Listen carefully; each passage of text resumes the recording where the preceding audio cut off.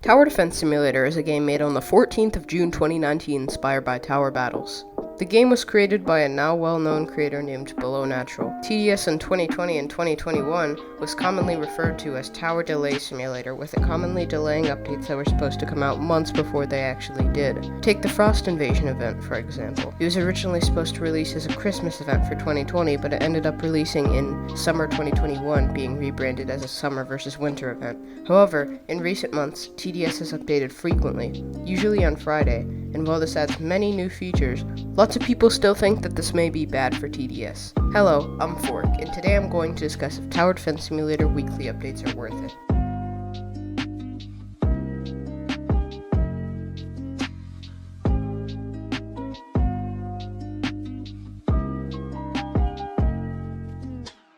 In the game's earliest updates, there were 4 modes, and occasionally events released with custom enemies and a boss to defeat.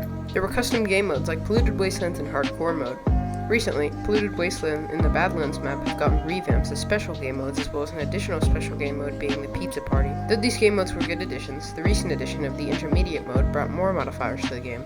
These modifiers were also used in the new challenge maps, but with so much recent content, there's also been a lot of bugs. On top of that, with new additions like consumables and the new Towers Mercenary base and Brawler, the game has become incredibly easy.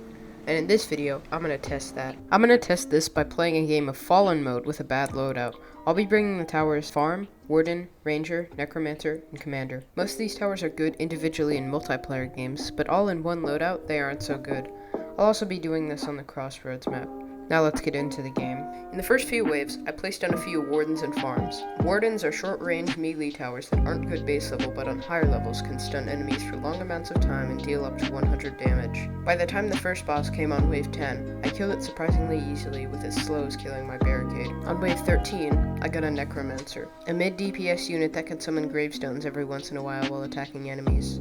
You can use the Necromancer's ability to turn those gravestones into skeletons that walk onto the paths and hit zombies. And the longer you wait, the more powerful skeletons the gravestones can make. I then upgraded my farms and a few of my wardens, and nothing too much of note happened until wave 19. On wave 19, the Necromancer was introduced, an enemy with 500 HP that summons 12 HP skeletons every once in a while. The Necromancer and the bosses managed to get through the first loop, but when it came back around it died with the help of the Necromancer's skeletons. On wave 20, Fallens were introduced. Fallens have a fast speed and have 180 HP. I was also able to get my first max level farm that wave. I got my last max level farm on wave 33, but I'll get to that later. On wave 22, the Giant Boss was introduced. The Giant Boss has 2000 HP and has a 40% defense to all damage. On its first loop, I got it down to about 600 HP and killed it on its second. Another Giant Boss came on wave 23, and on wave 24, the Shadow Boss came. A fast boss with 750 HP that's also hidden. But I managed to kill it somehow. I didn't expect to make it this far, but somehow I did. On wave 26, I got a Commander and used the Call to Arms ability to boost Tower's fire rate in preparation for the glitches. Glitches are extremely fast enemies with 200 HP, and I will need a lot of damage to kill them. However, it was quite easy with the Call to Arms ability. Throughout the next couple waves, more glitches and Fallen spawned, with additional hazards spawning on wave 28, fast enemies that have additional shield damage. I tanked 2 glitches with low HP as well, as my wardens were distracted by the giant bosses. Wave 29 just brought more fast zombies. I was able to upgrade a few of the wardens to max level, which guarantees stuns on hit and also deals 100 damage. Now here's where we see how easy the game can get. Wave 30. On wave 30, the tank spawns, a very fast enemy with 6000 HP. I'll play the recording of the wave and show you how it went.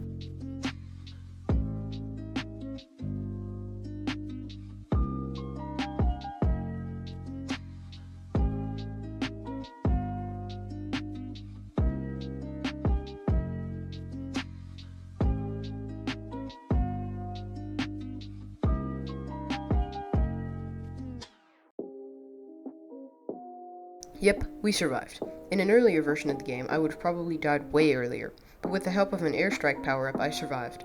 Now, the second tank spawns on wave 32, so I had a bit of time to prepare. Wave 31 just spawns more tough enemies, so it wasn't that bad. Throughout wave 30 and 31, I managed to get a few more rangers and max level wardens. By the time wave 32 started, instead of the tank coming out last, it came out quite quickly, as well as some breaker force that were very annoying to deal with since they multiply when killed. Anyways, since we got past the tank, I'll do a sped up version of the last few waves I survived to show you the results, and it was better than I expected.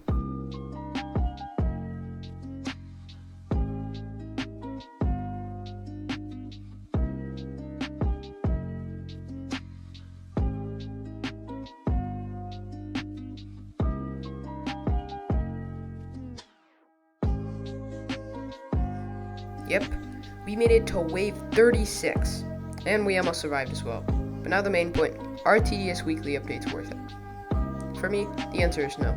The weekly updates come with too many bugs and make the game way too easy. It would probably be better for updates to release every 2 weeks instead of every week. Thanks for watching, and I'll see you in the next video. Goodbye.